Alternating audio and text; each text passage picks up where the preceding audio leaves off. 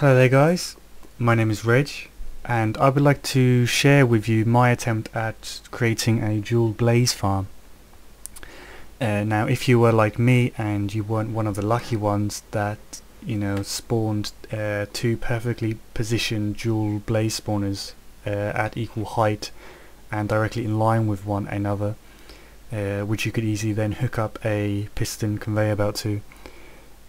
Mine are, although they are at the same height, they are at awkward positionings, but with this method you can connect blaze spawners at different heights and very difficult angles to one another, obviously as long as they are within range.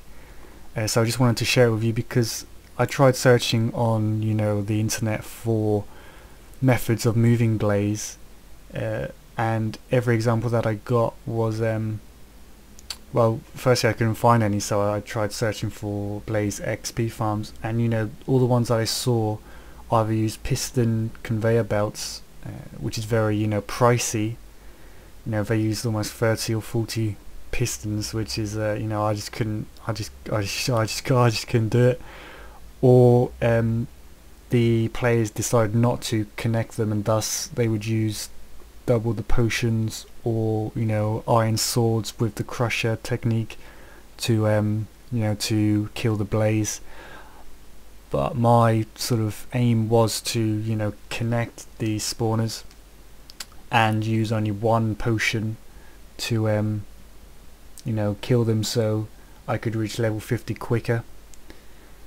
So I did some research into the methods of blaze farming, and I chose to use the the sort of mainstream method of the ice cream cone shape for the spawning room, created by Ethos Lab.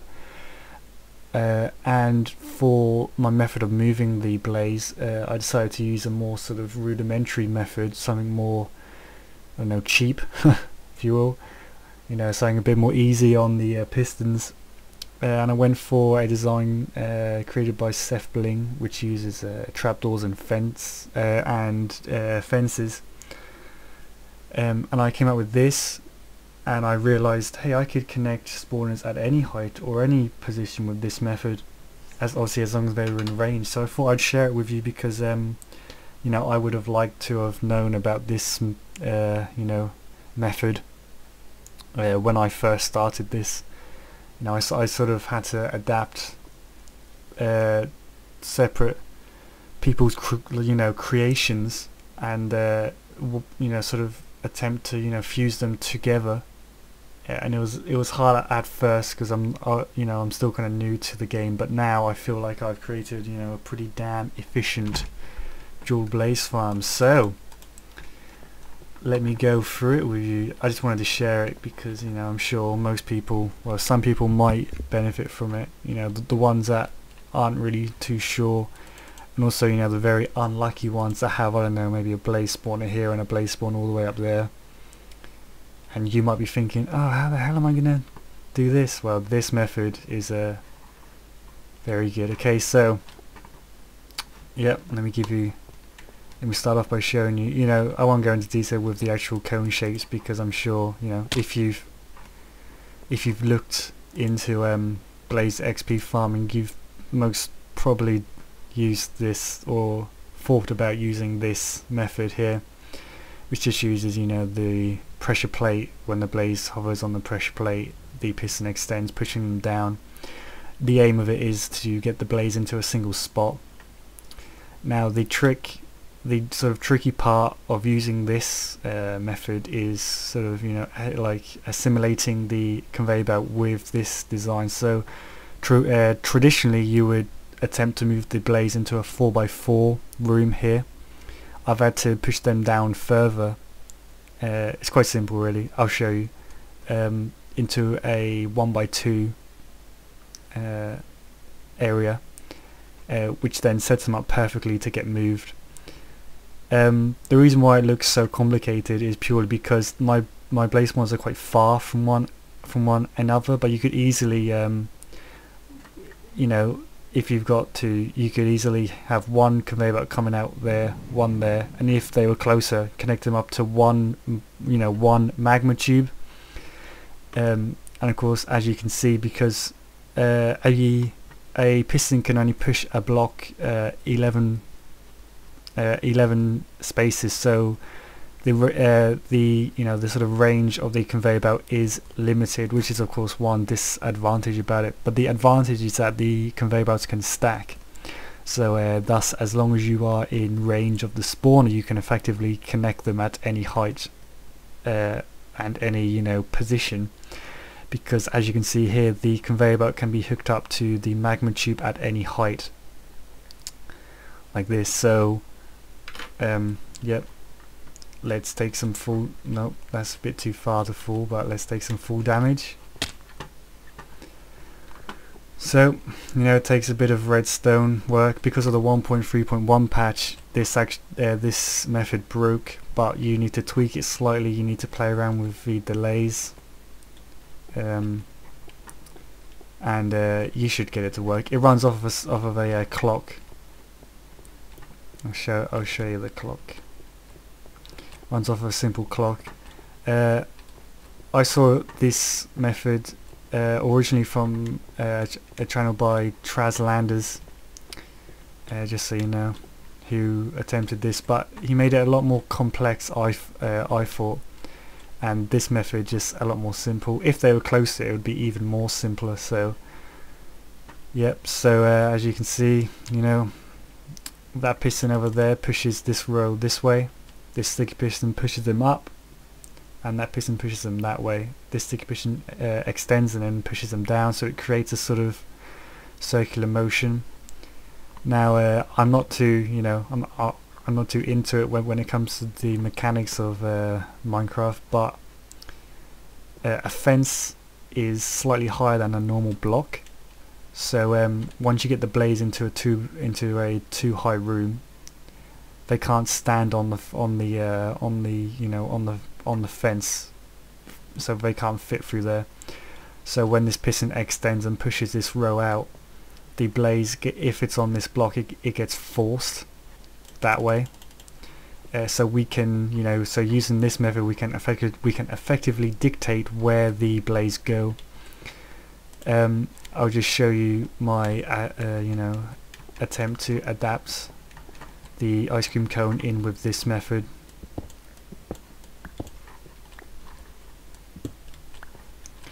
So yeah, so that's where it would normally end there in the 4x4. I've dropped it down again, another 3 I think. So if the blades fall down here, that's good, they fall straight into the conveyor belt. If they fall into here, I've added some extra more some pistons there, so if they fall here, the pistons extend and push them into here. You could probably make this a bit more effective by removing this pressure plate and this piston and putting it onto here. Yeah, I think that would probably be better now that I think about it. But yeah, but it works fine. It works fine in that regard. And yes, so then it comes up to here. I've connected, let me get a better view for you. So they get, when they're in the first level of the conveyor belt, they get pushed to this magma tube here, of which I've then connected on top of it a piston, which is connected to the clock. So the piston will extend, retract, extend, retract, extend, retract. So when they get up, the piston will push them onto this conveyor belt, which is where they, where it all comes together here. This whole bit isn't necessary if your blaze spawners are, closer together, but with the limitation of how far the pistons can push, this bit was simply, I just had to put it in because they didn't reach. They just didn't reach. But even though it looks complicated, it's actually a lot simpler than what I thought it was, although it did take obviously a lot of time to do. One downfall with it is that some blazes do very rarely get stuck. The piston, occasionally this piston here and this piston, which are, fortunately the optional part of this design, pushes the blaze under the trapdoors, and they get wedged in between the fence and the block, of which they then, you know, suffocate and die. But I think that's good, because what you don't want are blaze glitching out and then sort of getting stuck somewhere and staying there, because if you know, if you're waiting for maybe 250 or 300 odd blaze to, you know, gather in the tube, what you don't want is, you know, sort of wandering blaze sort of hanging around, which add to the lag. So if any do get stuck and glitch out, then they are immediately removed from the system, which I think is a lot more efficient than if you were to use, you know, the sort of fully automated piston conveyor belts, where some blaze can, you know, glitch out through the pistons and they remain there, or they might even, you know, jam up the, you know, the whole system. That doesn't happen with this method, which is something that I like, you know.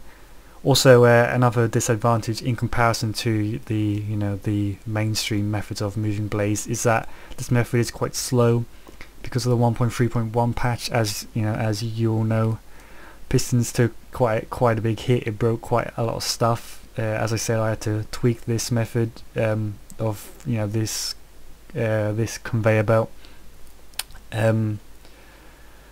because they changed the timings on it, but it still works, although it just works a lot slower. But I feel that it gets all of the blaze there, you know, it gets the majority of blaze there, and it gets them there easily.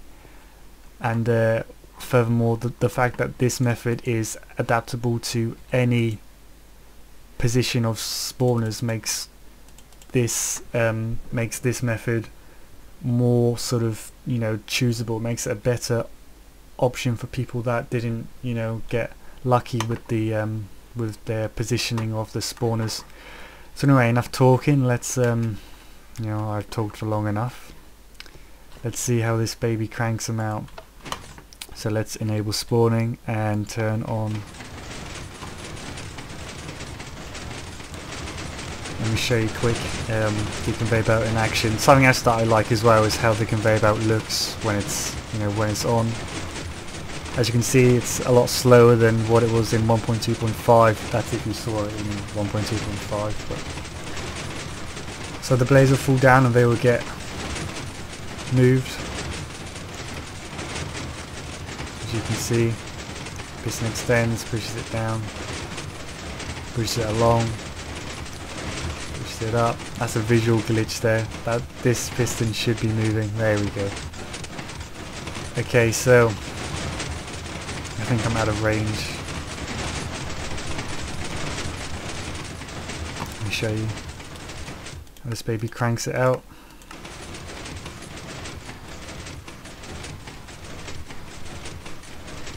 There we go. You know, you've seen this bit before. If not, I'll link you to the video that I got it from. They fall down, they immediately get trapped. Also, another sort of, you know, good thing about it is that if they don't get trapped quickly there and they sort of go idle, any falling blaze will eventually push them, and they will, you know, they always come there. Yeah, as you can see, one's taking damage there, so he'll eventually die. This one though made it perfectly. Another one's coming up. Just push straight on. Let's get them both active. If they do fall down there, if they don't get trapped quickly enough, they are out of range of the spawner, so more will spawn, and you'll find that lots will come flooding out at once one falls and then pushes, and then, you know, the sort of cycle will continue. For example, like here where we have 4 or 5 coming down at once. So they get pushed into the magma tube. They always try, but they can never push back, you know. Obviously, if this, like, you know, once again, if this was a smaller, if your spawners were closer together, then this method would be even more effective. but because, you know, I wasn't one of the lucky ones, you know. I just wasn't one of the lucky ones. But I still think for what I was, you know, for what I was given, I thought I made something, you know, pretty good.